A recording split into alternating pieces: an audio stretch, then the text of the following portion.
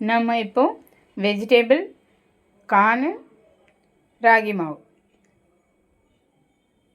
இப்போது இதில் போண்டா செய்ய போகிறோம். சூப்பராக இருக்கும், பாருங்கள். நான் வந்து 2 கேரட் சின்ன கேரட் கட் பண்ணி வச்சுருக்கேன்.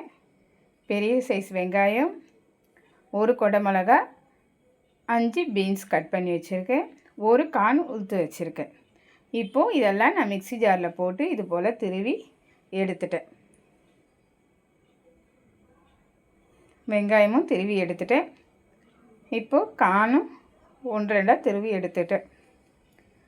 கொத்தமல்லி புதினா மிக்ஸி ஜாரில் போட்டு குறப்பாக எடுத்து வச்சுட்டேன். 1 கப்பு அரிசி மாவு, 1 கப் ராகி மாவு.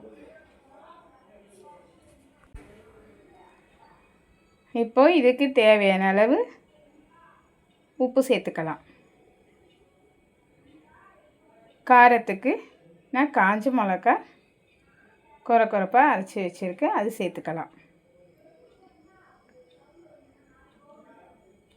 இப்போ இஞ்சி பூண்டு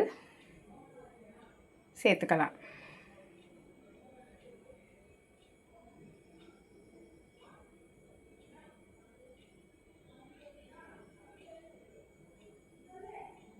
சோயா சாஸ் 1 ஸ்பூன் சேர்த்துட்டேன். இப்போ இதை நல்லா பிசைஞ்சிக்கலாம். உருளைக்கிழங்கு வேக வச்சதை மறந்துட்டேன். இப்போது உருளைக்கிழங்கு வேக வச்சுருக்கேன், அதை எடுத்து தோல் உரித்து இப்போ சேர்த்துக்கலாம். 2 உருளைக்கிழங்கு எடுத்துட்டேன்.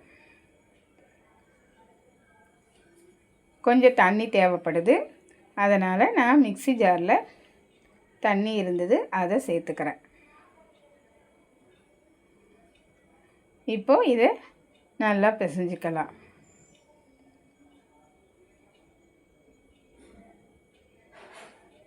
நீங்களும் இது போல் ட்ரை பண்ணி பாருங்கள்.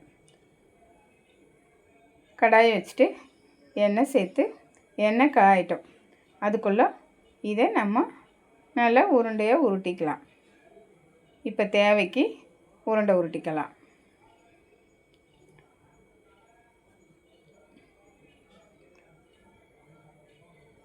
இது போல் நாம் உருட்டிக்கலாம்.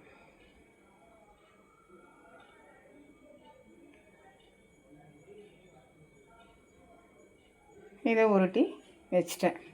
எண்ணெய் காஞ்சிருச்சு. இப்போ எடுத்து எண்ணெயில் போட்டுக்கலாம்.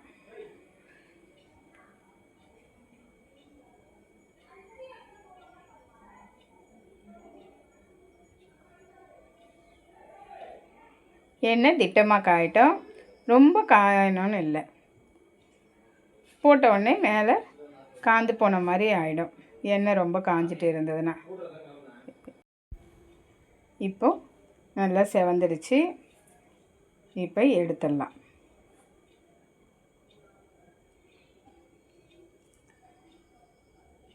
இது போல் நீங்களும் ட்ரை பண்ணி பாருங்கள்.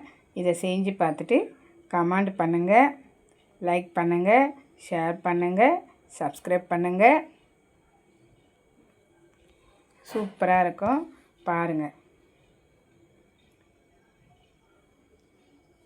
இது மேலே வந்து நல்லா கிறிஸ்பியாக இருக்குது, உள்ளே வந்து சாஃப்டாக இருக்குது. நீங்களும் ட்ரை பண்ணி பாருங்கள். நல்லா இருக்குது, பாருங்கள்.